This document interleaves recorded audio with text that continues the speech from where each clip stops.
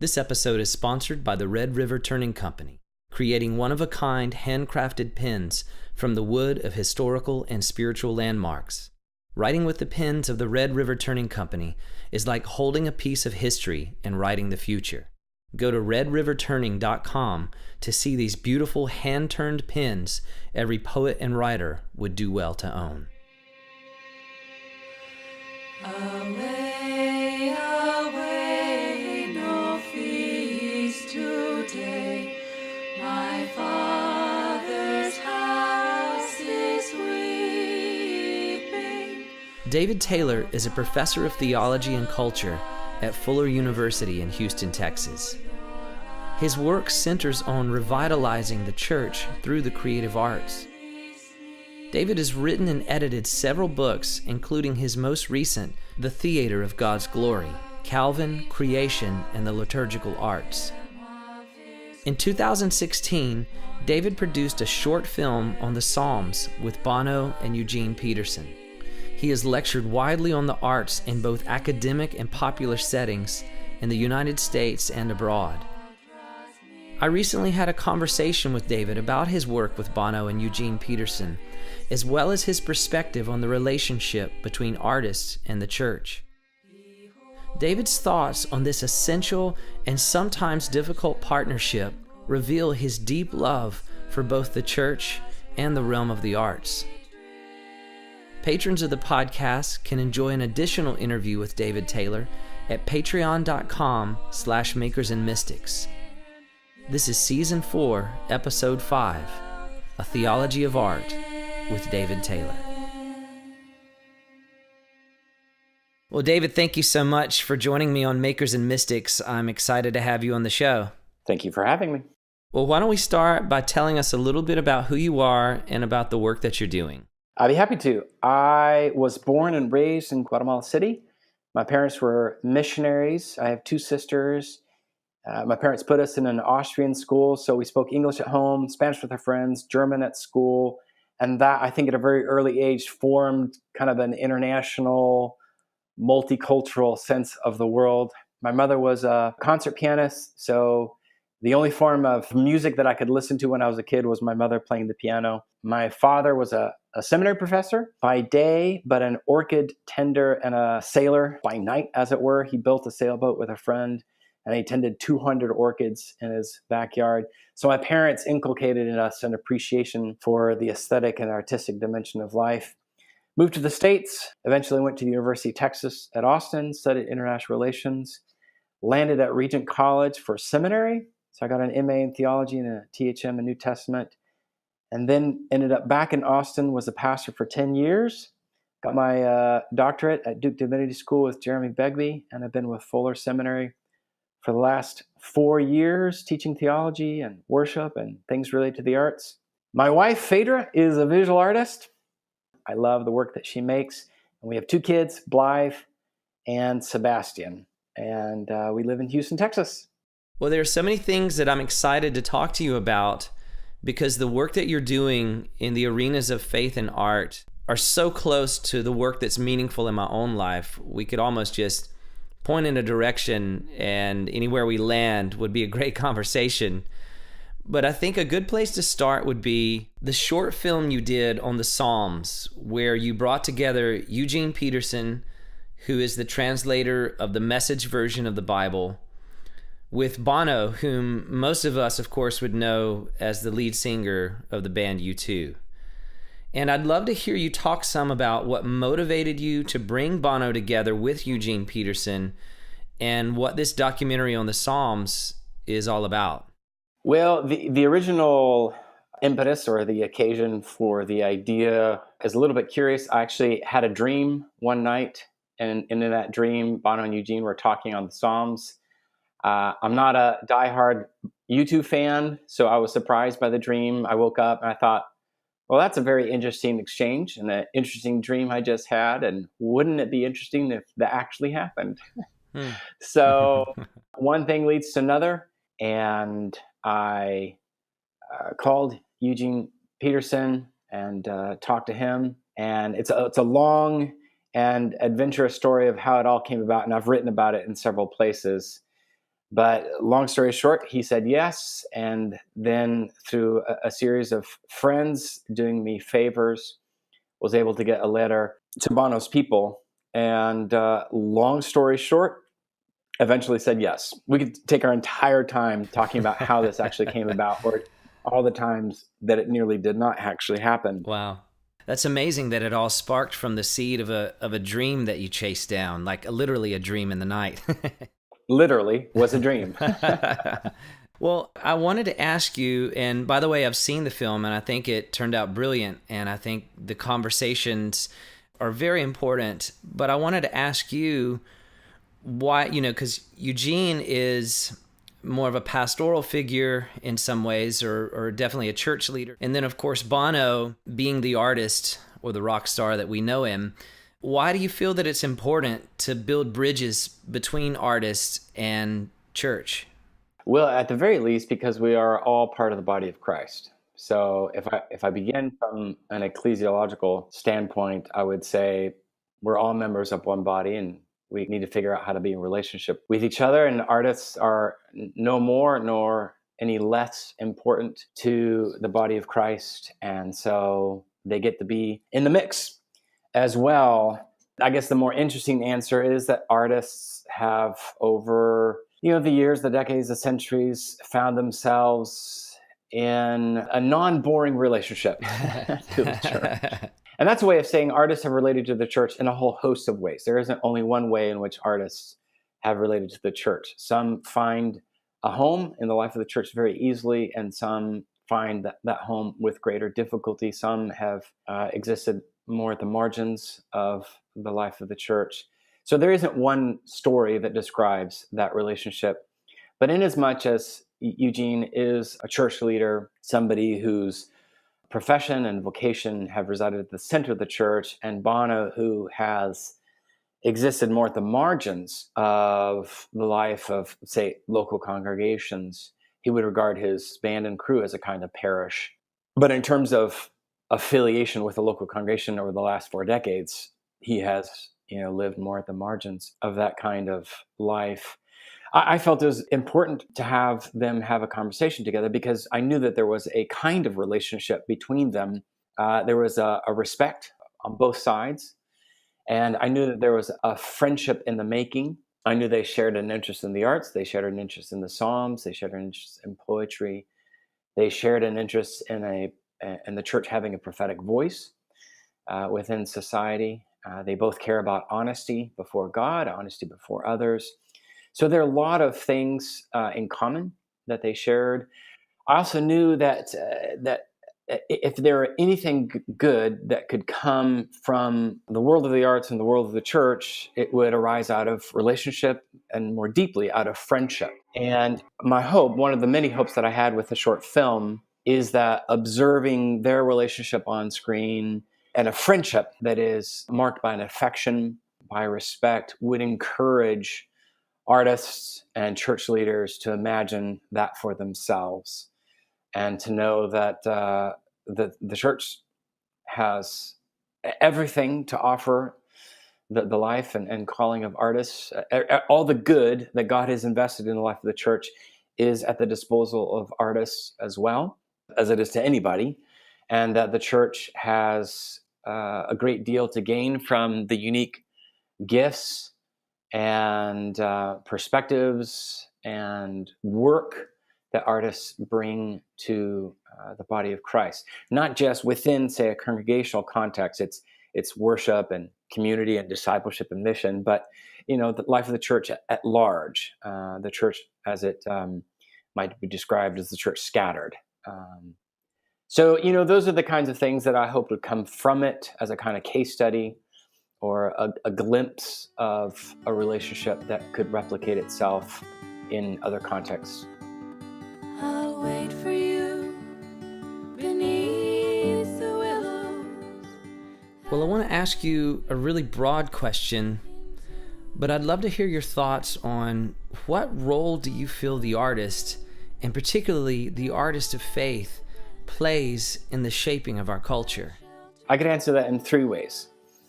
Artists, at one level, are doing something very basic. They are making culture, they are tending the garden of the world, they are involved in every aspect of human culture and shaping all facets of human society.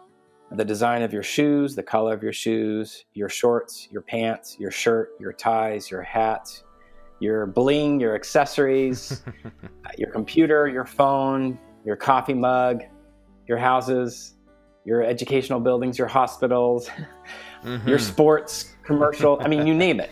There is no place in human society where artists are not involved. Trucks and commercials for trucks, and comic books and movies and politics and emblems and designs. I mean, artists are doing what artists are supposed to be doing as human beings, which is shaping human society and human culture in aesthetically particular ways. They're saying, hey, there is an aesthetic form to human life, and we're involved in that.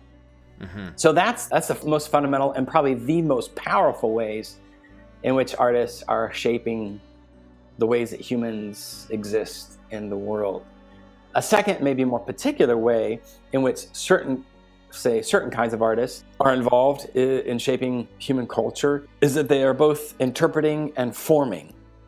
So let's say Childish Gambino, Donald Glover's music video, This Is America. I don't know if you've seen it. I think it's one of the most powerful music videos of the last decade.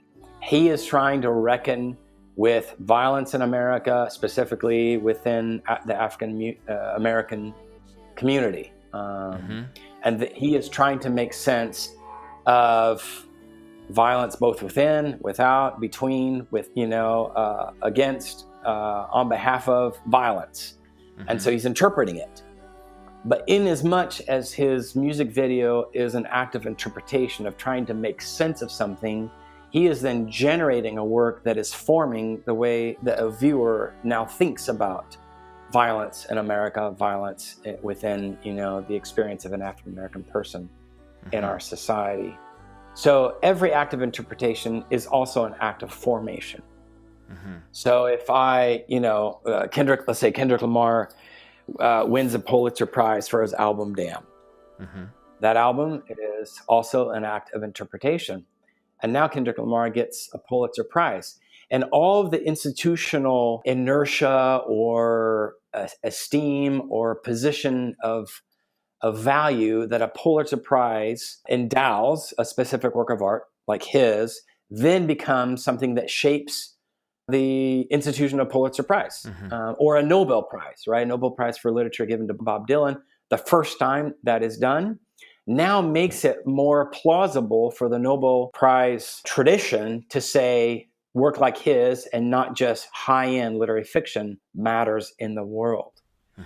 So to the extent that artists in all sorts of ways, TV and radio and movies and photography and dance and novels are interpreting, are saying, hey, this is what it means to be human. This is what it means to be a woman. This is what it means to be married. This is what it means to have romantic or sexual relationships.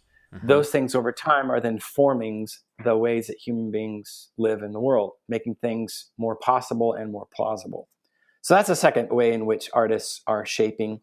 And then a third, again, maybe a more specific description, and this is something I argue in the book I write, The Theater of God's Glory, is that artists are forming our senses, our emotions, and our imaginations. That I would say is the unique characteristic of works of art and work of artists. It's sort of this intentional and intensive engagement of our physical, sensory, our emotional, affective, and our imaginative faculties as human beings. And so I could say that hospitality matters. I could write a book about hospitality. I could preach a sermon about hospitality. But if I then choose to serve a certain kind of coffee and I serve it in certain kinds of mugs that are crafted, by hand and are offered to visitors who come to our church, new Christians or non-Christians, And right there, they are offered a very welcoming experience of good coffee that tastes a certain way, that makes them feel cared for and helps them imagine that their day is going to be good after all, whatever it is that it may be, whether it's in a church or a coffee shop or a hospital, wherever coffee may be offered. It's the art, say the artistic quality of a good coffee in a kind of mug offered in a very particular way, that the arts are saying, hospitality is not an abstract thing, it's a very concrete thing, and I'm going to communicate it to you through these sensory, emotionally rich, imaginative rich means. And I think that, of course, is what then helps us understand why the arts have been felt to be so dangerous from Plato on down through Western history. Because it gets to us quicker than the speed of our rational capacities to make sense of it. It touches us deeply and immediately before we're able to analyze why we have been touched. And, that is something that as artists and, teachers and church leaders, we want to be good stewards and caretakers and servants and humble in how we are putting our art out into the world, even though at the end of the day, we can't really finally control how people respond to it. But I think the sensory, emotional, imaginative aspect of the arts is what lends the arts its particular power in the world. So that Met Gala, recently that featured works inspired by the Catholic imagination. Right there, you have this perfect example of how fashion becomes this concrete instance of the physical form of cloth and everything else, that would have been sewn onto these works of fashion art that then are causing people to feel something and to imagine the world through a Catholic lens that is then, mediated or modulated through, say, the secular contemporary fashion world. And so, again, you could write an article in the New Yorker or the New York Times or Christianity Today, or you could write a theological book about it. But it's another thing for that fashion event to take place and then to affect us in the very specific ways. So those are the three things. Again, very fundamental kind of garden tending, shaping of human society at every level, and then more specifically, this interpreting and forming simultaneous expression and, reconfiguring what it means to be human in the world. And then I would say the particular ways in which artists do that is through this sensory, emotional, imaginative means. So those are the things that I would say that describe the ways in which or how it is that artists are shaping human cultures.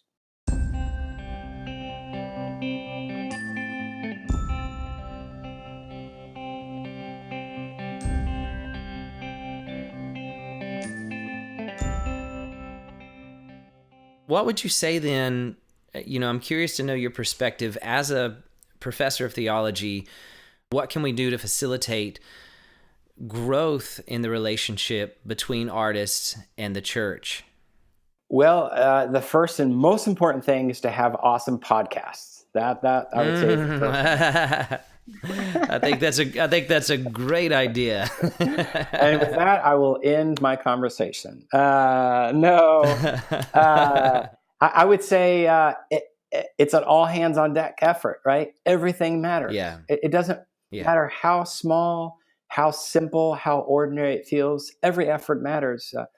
So podcasts, yours and others that I'm aware of that are reaching different kinds of people in different ways. I say, may your tribe increase. And, the publishing of books continues to flourish despite all the doomsayers about the end of books. Books are still being published, still being written, and blogs are still being published and written, and online magazines are still being published and written. Everything from an Image Journal to Relevant Magazine or Pace Magazine, Christian Century. Arts are being talked about there.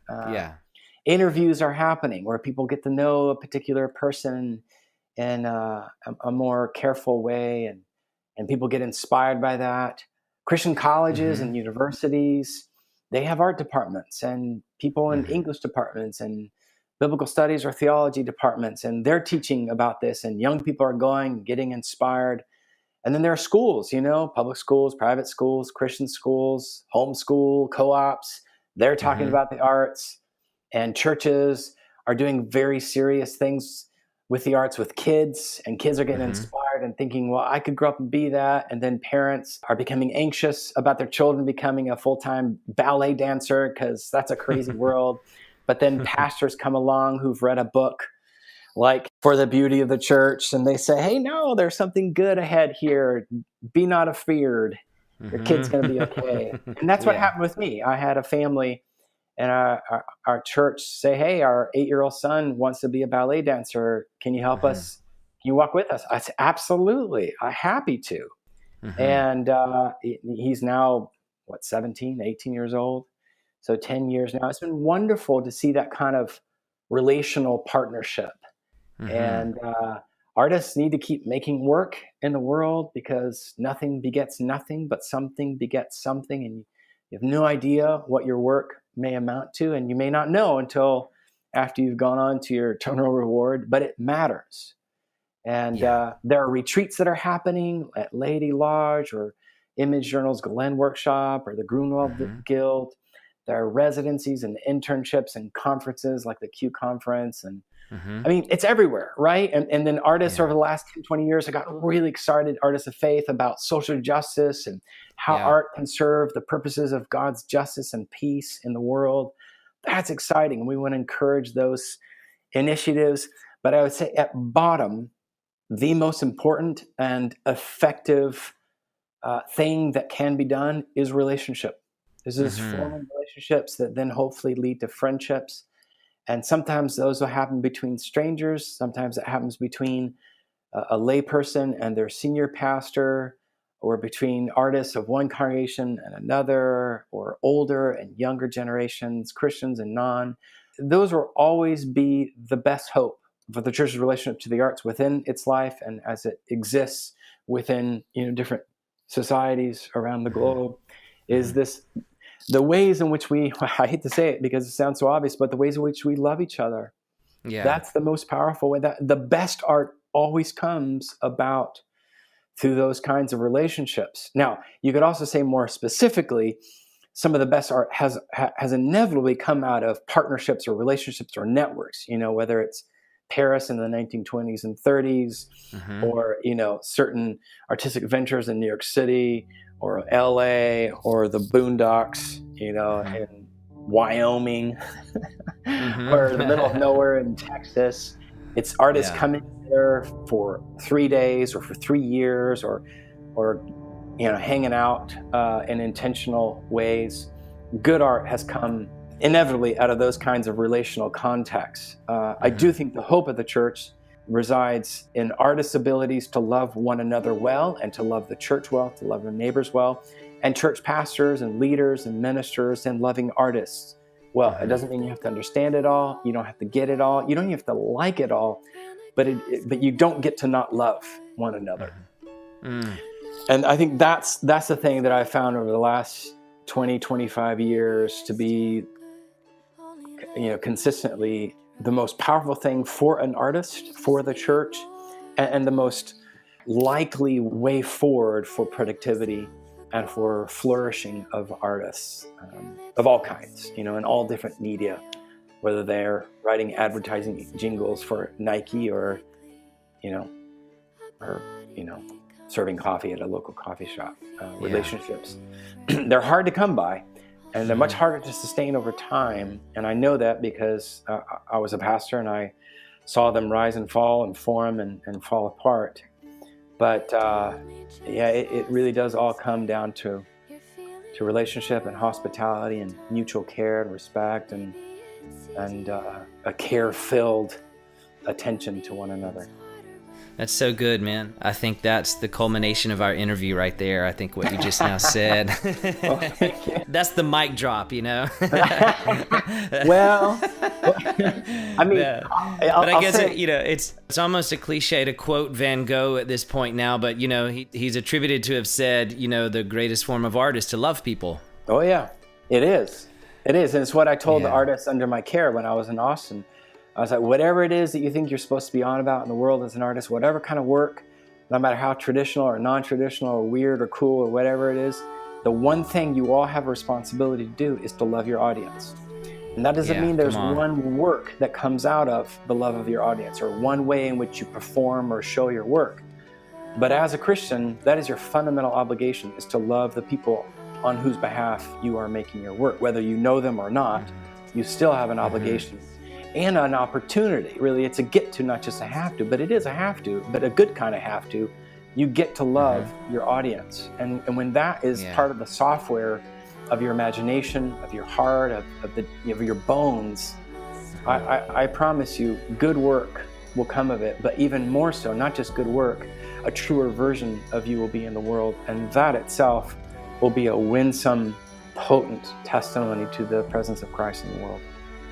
David, thank you so much for talking with us on Makers and Mystics. I really appreciate it, and I've enjoyed this thoroughly. Thank you, Stephen. Thank you for listening to the Makers and Mystics podcast. Music for this episode is provided by Sister Sinjin. Be sure to see the show notes of this episode for links to our guest and featured artists. If you'd like to support the making of this podcast, you can join our creative collective at patreon.com/makersandmystics.